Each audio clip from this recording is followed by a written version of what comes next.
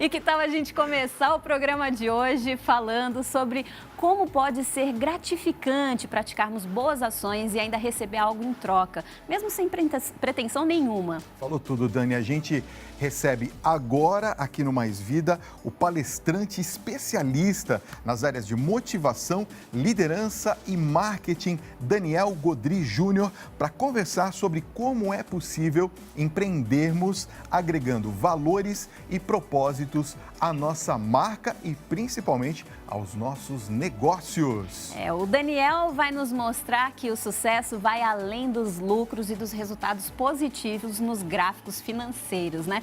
É preciso pensar em ações que façam a diferença, certo mesmo? Então, Daniel, seja bem-vindo ao nosso programa. Obrigado, alegria. Prazer recebê-lo, viu? Boa noite, Daniel. Seja muito bem-vindo, viu? Obrigado. Alegria estar com vocês. Muito obrigado. Alegria nossa. E a gente vai falar sobre empreendedorismo, né? É uma palavra muito utilizada nos dias de hoje. Muito, está em moda. E a gente quer saber como que nós podemos definir o empreendedorismo. Sim. Empreendedorismo é a capacidade de, a partir de um problema, de uma necessidade de alguém, se montar um negócio inovador, não um negócio igual aos outros negócios. O empreendedor é alguém que faz além, é alguém que é criativo, é alguém que é inovador, é alguém que assume riscos. Então, empreendedorismo é isso, né? É usado geralmente como sinônimo de abrir um negócio próprio, um negócio inovador. Não é só abrir e vender, né, Fabinho? Tem que ser diferente. Claro, é isso. É muito além de vendas, né? O pessoal, vendas está dentro do empreendedorismo, mas o empreendedorismo é mais amplo que vendas. Vendas é uma das partes. Quais são as principais características de um empreendedor? Tem vários perfis, né? Sim, sem dúvida. Embora sejam diferentes, a gente pode agrupar esse povo com algumas características. Por exemplo, o empreendedor, ele não gosta de estabilidade. Ele gosta de novidade, ele gosta de coisa nova, é alguém que se arrisca, ele gosta do risco, né? Ele corre riscos calculados, é alguém criativo, é alguém observador, que fica olhando atentamente coisas que ele pode melhorar na sociedade. Então, algumas características são essas: perseverante, é uma pessoa que sabe trabalhar em equipe, mas também sabe liderar, sabe motivar pessoas. Esse é um empreendedor. Existem perfis diferentes de empreendedores? Claro, sem dúvida. Tem empreendedor mais arrojado, tem empreendedor que é mais um pouco conservador, tem empreendedores mais agressivos, né? Isso depende muito do perfil da pessoa, claro. Existem várias maneiras de empreender. Muito bem. E qual que pode ser o impacto, então, né, das ações empreendedoras aí na nossa sociedade? Perfeito. Olha, meu pai, quando era pequenininho, meu pai veio de família pobre, minha mãe também.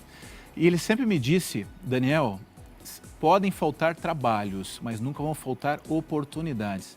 E o empreendedorismo é isso.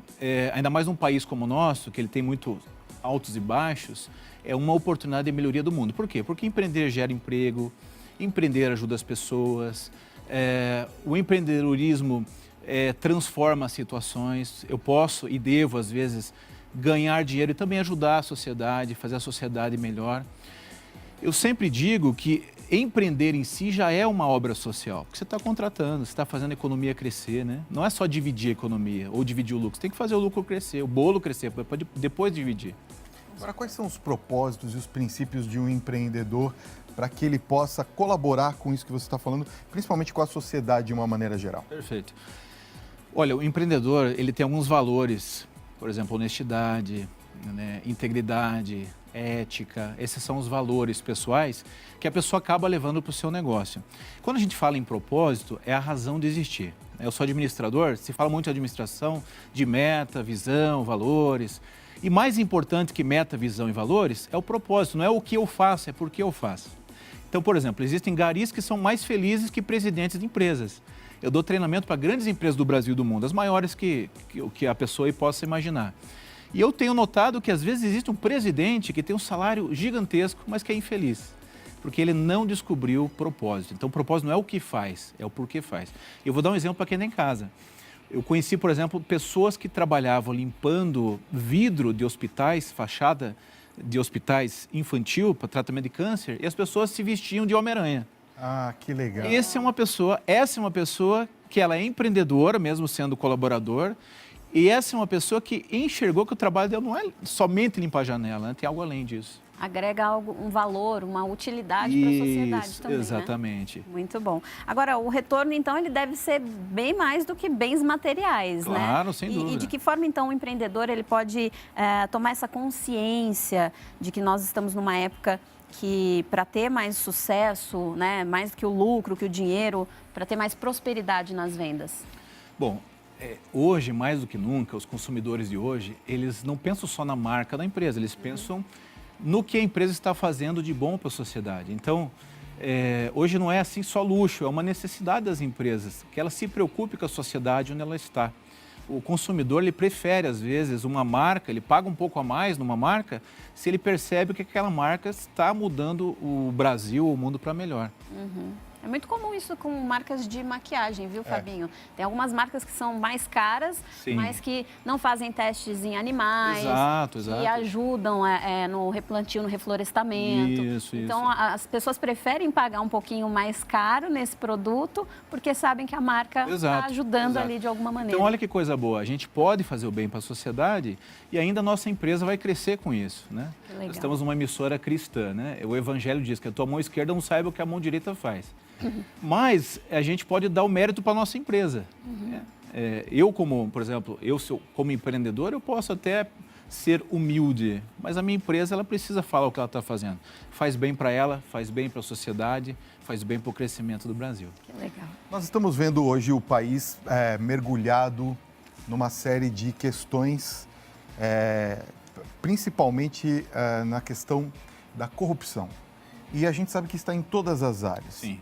Como que o empreendedor que está nos acompanhando agora pode fazer para que a sua marca seja vinculada de uma forma correta, sem perpassar por essa questão da corrupção? Ou seja, quais são os cuidados que o empreendedor tem que ter para não associar a sua marca a empreendedores que possam estar utilizando dessa prática da corrupção hoje no Brasil?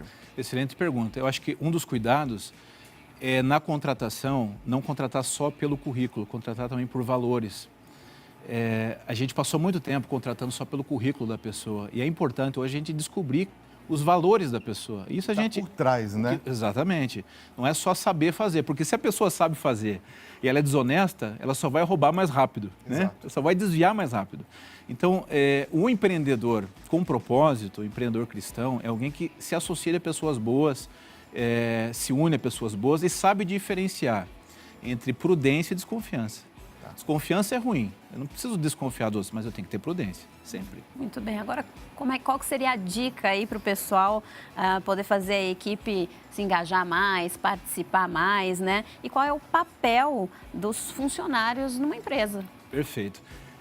Tem um livro famoso sobre casamento, Homens são de Marte, Mulheres são de Vênus, coisa assim. É mais ou menos com empregado e patrão, né? Tá um do lado do outro, um parece de um planeta ou do outro. A gente precisa entender, você que é chefe, você que é patrão e você que é colaborador, que um depende do outro, né? A gente não tem por que brigar, tem que crescer juntos. Como enganjar o colaborador? Uma maneira é fazer com que ele tenha esse sentido de pertença, que ele seja ouvido, que ele seja valorizado, que ele seja reconhecido, né? Que ele não seja apenas um número, que tenha esse envolvimento com a equipe, né? Jesus Cristo, ele sabia isso. Quando ele lava os pés dos seus colaboradores, ele está mostrando que ele está voltado para a equipe, ou seja, eu estou preocupado com vocês. E quando o colaborador percebe que o dono da empresa não quer só usar ele como um meio para algo, ele começa a se engajar mais. Então, você que é empreendedor, você que é dono, dê oportunidade do teu pessoal crescer contigo, pague um salário adequado, ouça as pessoas, e são algumas dicas de engajamento. E ouvir as pessoas e tentar encaixar algumas dicas, alguns pedidos ali também, porque não adianta só ouvir e de repente ignorar o que os funcionários estão falando também, né? Claro. Exato.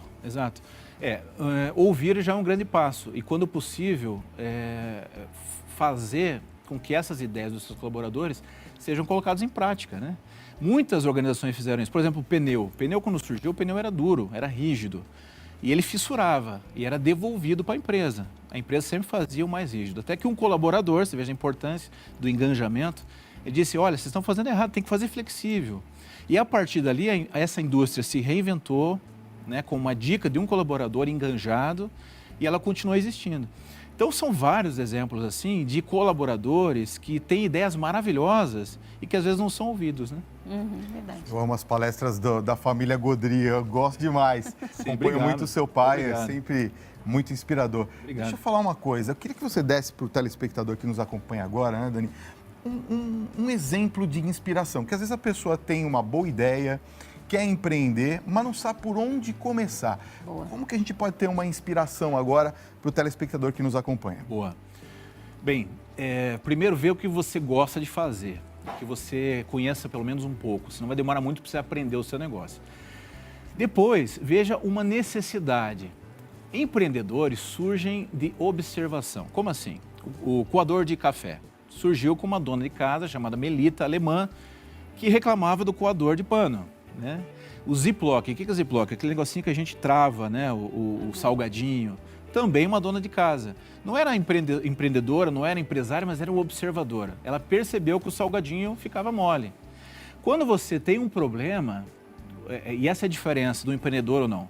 O não empreendedor para nos problemas. O empreendedor usa o problema, que é uma fonte de inspiração, para uma nova ideia.